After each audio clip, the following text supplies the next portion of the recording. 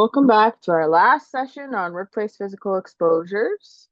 And so we're going to start with Daria Selvan. And so Daria is from rural Northern Ontario, holds both a BA in English Literature and a BSc in Kinesiology. Now pursuing a Master's of Human Kinetics, she's studying heat-related illness management strategies for wildland firefighters. Her other interests include being outside with her dog and husband, reading, and D&D. She'll be presenting evaluating a field test of novel technology amongst wildland firefighters. Whenever you're ready. Thank you so much, Katie. I just want to make sure that everyone can see my screen here.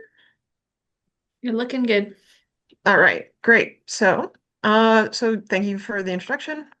As Katie said, I am evaluating a field test of novel wearable technology amongst wildland firefighters. So this is my master's project. Let me see if I can just advance my slides here. Okay. So we're going to talk about some definitions about relating to my topic. We're going to discuss wildland firefighting in general for anyone who doesn't understand or doesn't know much about it.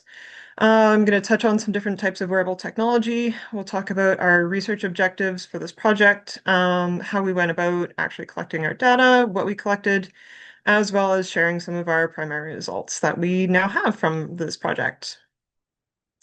So to get started, let's talk about some definitions that are going to be important for the rest of this presentation. First of all, we'll talk about acclimatization. So that is changes in the person's actual physiological response to heat over time when they're exposed to a hot environment. So in the literature, you'll see acclimatization and acclimation.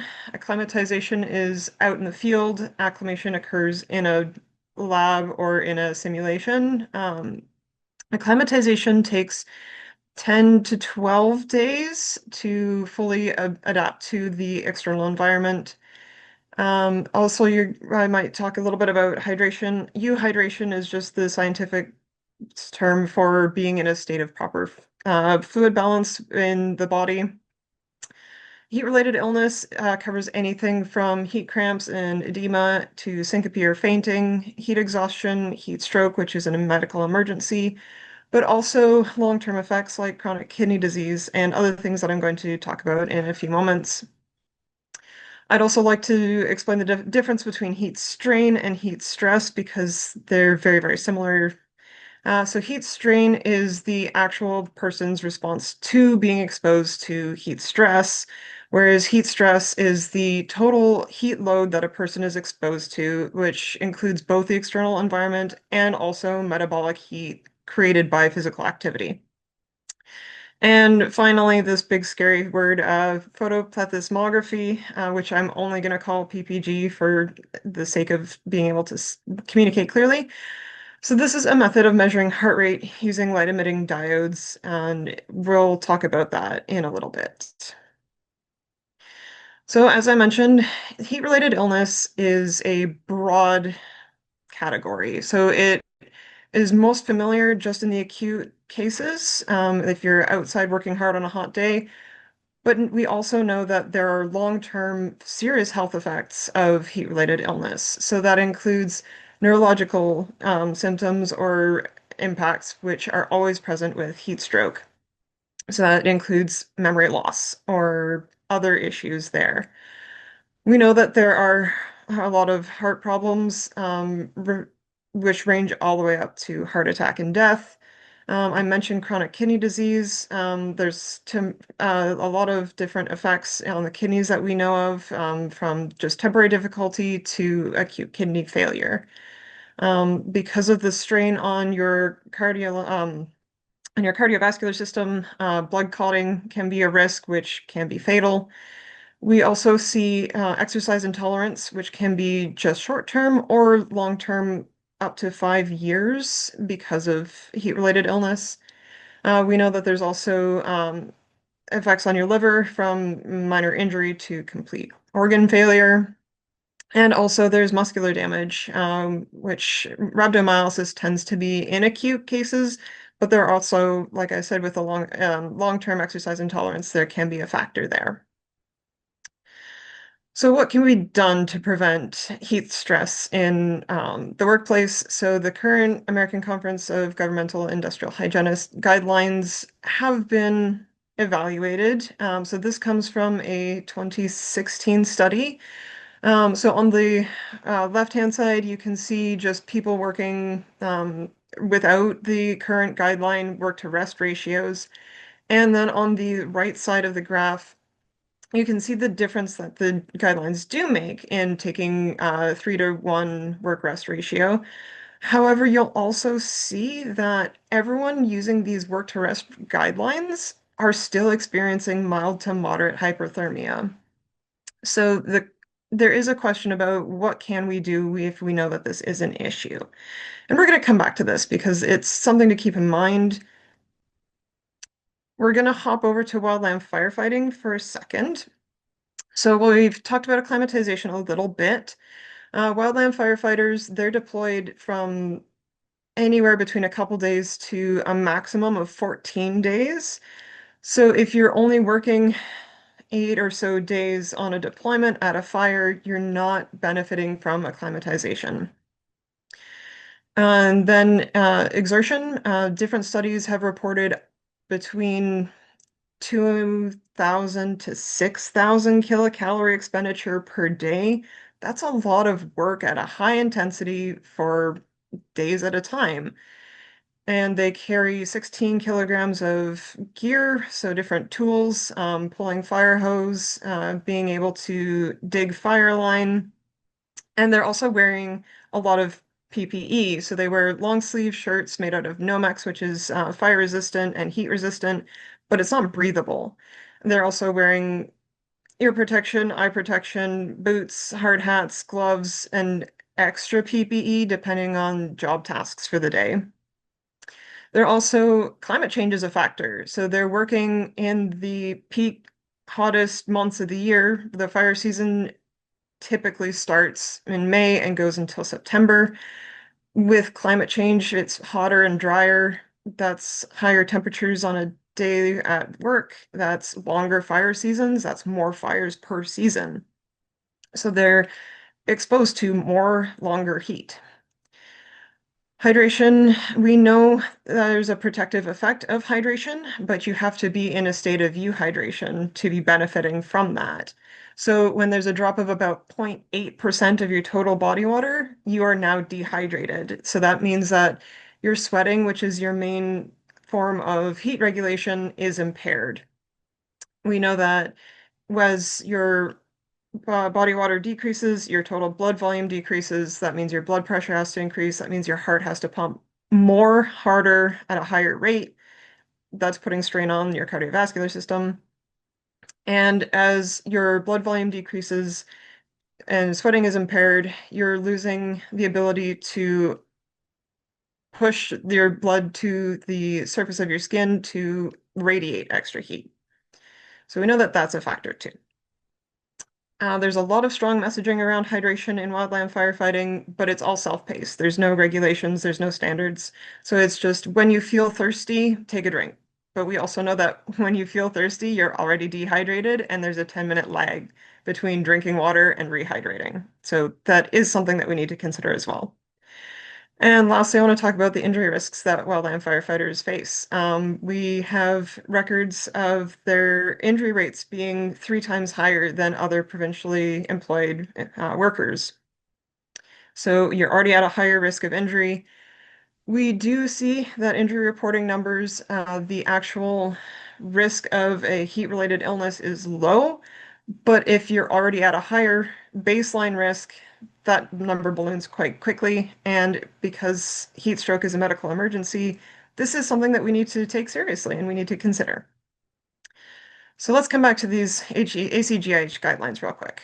So wildland firefighters don't actually follow this work to rest ratio. Because they're emergency workers, because it's a highly dynamic environment, they can't reliably take breaks safely.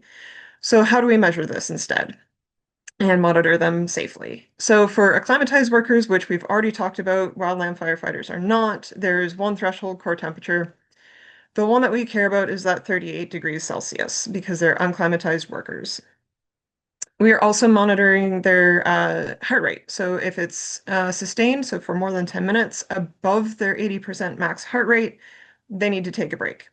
When their recovery heart rate for 1 minute after post-peak physical effort is measured, once we know that it drops below, excuse me, their 80% max, they're okay to return to work. They also need to be very, very careful monitoring for any sudden or severe fatigue, nausea, vertigo, or dizziness, because these are all symptoms of heat strain, sorry, heat stroke. So that is then a medical emergency. So how can you measure this? So we've got two different types. So on the left-hand side, you'll see the polar armband. So this is a PPG sensor. It's just a regular fitness tracker that is monitoring heart rate. And then on the right-hand side, this is the Equivital life monitor. So if you find any literature on wildland firefighting and heat stress, this is probably what they're using to monitor that. So this is electrocardiogram, so ECG, so it's monitoring heart electrical activity instead. So how do we actually measure or estimate core temperature? So in the field, some studies have used gastrointestinal pill. So you ingest this pill, and it in real time can monitor core temperature as it passes through your GI tract. Unfortunately, it's very, very expensive, and you can't deploy this across an entire industry like wildland firefighting every day. So that's no good. In the lab, the gold standard for measuring temperature is either rectal or oral temperature. Obviously, that's highly invasive. Obviously, you can't stop work to be doing this, and sanitizing thermometers in the middle of nowhere on a fire line is very, very difficult, so that's no good either. There are less reliable methods that are far less invasive, such as tympanic, axilla, or esophageal, but if it's less reliable, is that the best way to actually be monitoring for these workers? So that brings us around to how to estimate core temperature. So there are different algorithms. They're all proprietary, so I can't share them with you. So there's heart rate and skin temperature can be monitored in combination, and that can estimate your core temperature fairly accurately. So the two different versions, ways to monitor heart rate, like I mentioned earlier, are ECG, like the life monitor, or the PPG, like the polar armband that I showed you earlier. And then you can use a wearable sensor to monitor your skin temperature and then go from there. So this is the device that we used in our study. It is also developed by Equivital. This is the life band. On the left-hand side, you can see the little devices. This is the charging dock. This is where all the data comes off of the device and it gets downloaded onto a computer. And on the right-hand side, you can see what it looks like when someone's wearing this armband. Sorry, I'll just go back to here. I thought I had an image, but I don't. This uses PPG. There's a little sensor on the back that measures the heart rate and the skin temperature. All of the stuff is done internally. It can record 48 days of data, and it goes for like 20 days or so on a charge as long as you turn it off at night. So this was basically the first thing that is used in the field. All of the on-market fitness trackers and smartwatches don't last nearly as long. So this is the device that we went with. It was designed for long-term field use. So objectives of this study were to, one, evaluate the perceived value of this wearable device, and two, its actual usability in the field. So if this device is proven effective in a heat protection plan for wildland firefighters, then these devices can be implemented in the industry to better protect the workforce. As simple as that. If it's any good, we should be using it. So here's our actual breakdown. We recruited 25 wildland firefighters from one base in Northern Ontario. We had one worker who went to one fire and then quit and took their device home with them, so we never got that back. And then we also had three of our participants. They left for the season. Their contract was up before we were able to get exit surveys from them.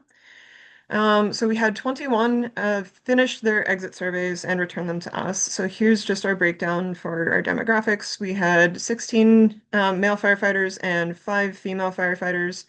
We had a variety of different experience levels. We had first-year firefighters, we had veterans coming back for multiple seasons. We had people just working regular fire line duty and other tasks as job rotation required. But we also had crew leaders who were in charge of the entire crew. So we have a good spread of experience in our participants as well. In April, we went to the base, we collected demographics and consent from them. We gave them the devices, we showed them how they worked and where that they were going to find them, how they were going to use them in the field. For the months of May and June, they wore the armbands and they didn't have the alerts turned on. So they just went out, they collected baseline data of what they're actually doing in the field or around the base. And then in July, we went back to the base and we started activating alerts that would go off when their heart rate was sustained beyond their 80% maximum heart rate. It would give them a notification to say, hey, it's time to take a break. They could ignore it and keep working, or they could listen to it and take their break and then return to work. And then that went on for July and August. And then in August, we administered the exit survey. There we go. So here, sorry, here's the picture that I was talking about. So on the left side, we have like a close-up. So this is the device itself, and then on the back, you can see like on the little raised portion, there's the LED lights and also the skin temperature sensor. We collected demographic data with a basic scale and stadiometer. And then the exit surveys are what we actually care about. So we looked at 5 different dimensions: previous personal experience with wearable technology, perceived privacy risks, the value of the device itself, how comfortable it was to wear, and if it actually did what it was supposed to do for the workers, and also how easy it was to use. So here come a whole slew of graphs that I'm going to move through fairly quickly because they're pretty self-explanatory. So for personal experience, actually most of our respondents had used technology outside of work. For example, like Fitbit or Apple Watch is what we asked them about, if they use fitness trackers or if they have a smartwatch.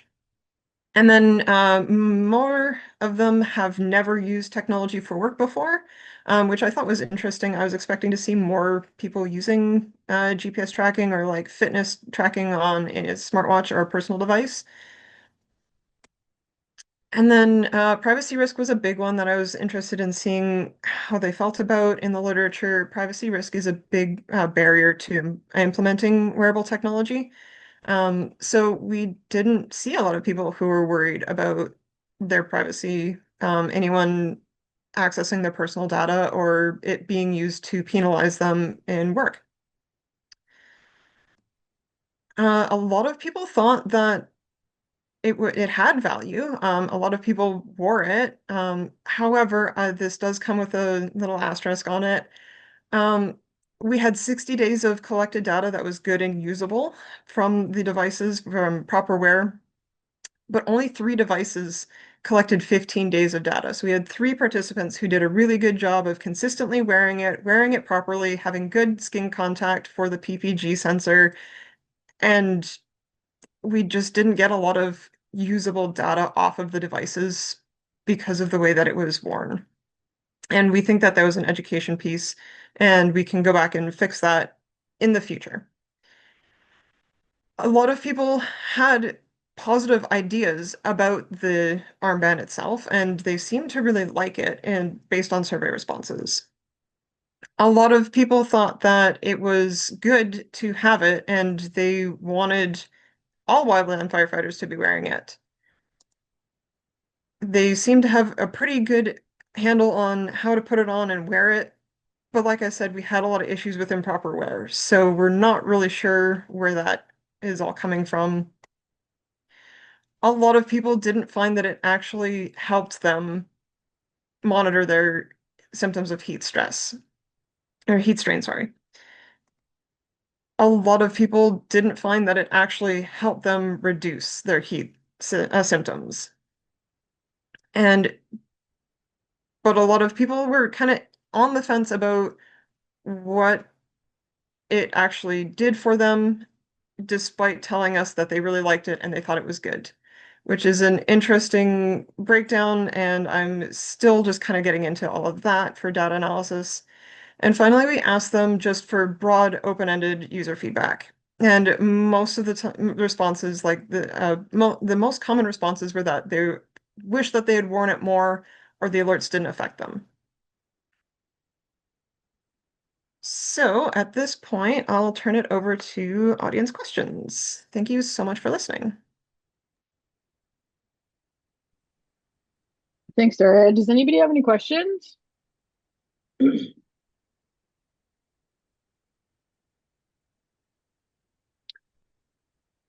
Knowing what you know, I'll ask one. Sorry. Knowing what you know about this tech, what was one of the major limitations of the tech design, do you think?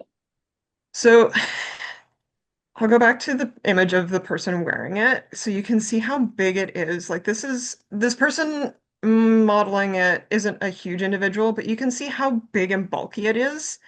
Um, First of all, people are wearing backpacks to carry all their gear. So we had one device that someone just took their backpack off. It just ripped the front end right off of it.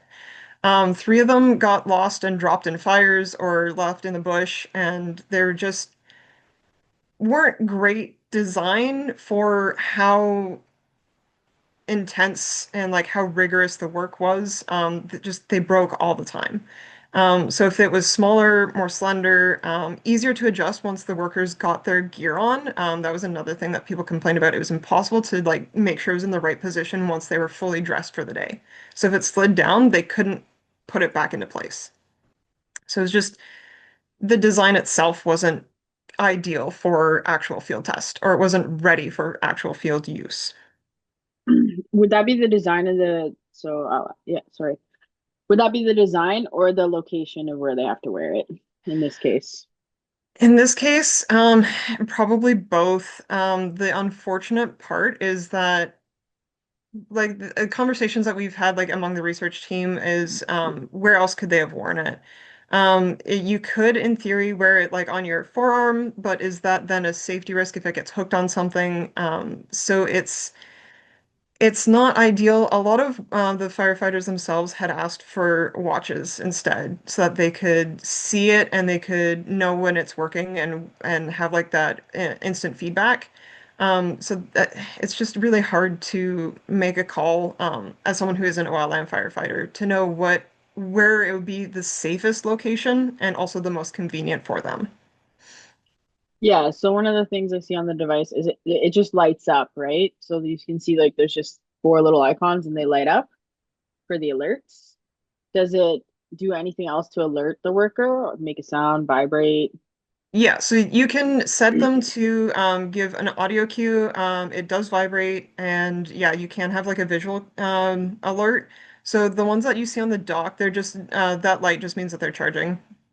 Okay, But there's the different icons mean different things. There's like a hydration notification, and there's like a temperature or heart rate one. So you can go into the device and set it for core temperature. You can set work rest cycles, so it'll time, and then when you hit the button, you can tell it, "Hey, I'm taking a break," and it'll notify you when your break's over. You can go back to work.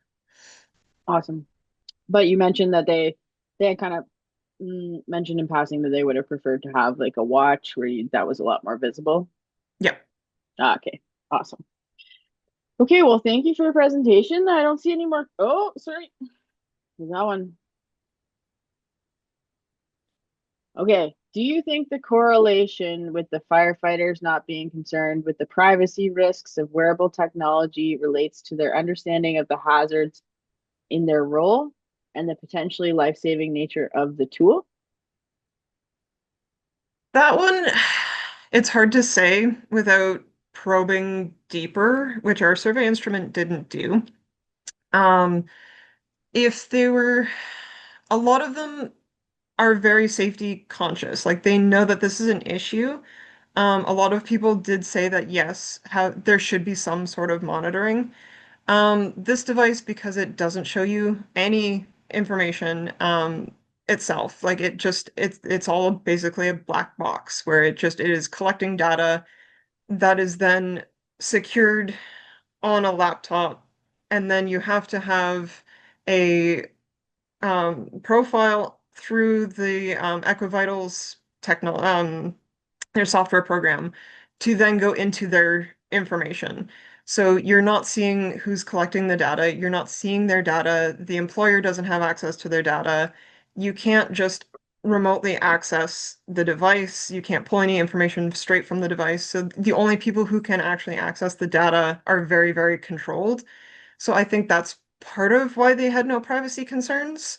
Um, but again, this is all conjecture and speculation based on the situation rather than what they've actually told us. So it'd be good to know that. Awesome, thank you. Something to include on the next round. Absolutely. Thanks, Daria.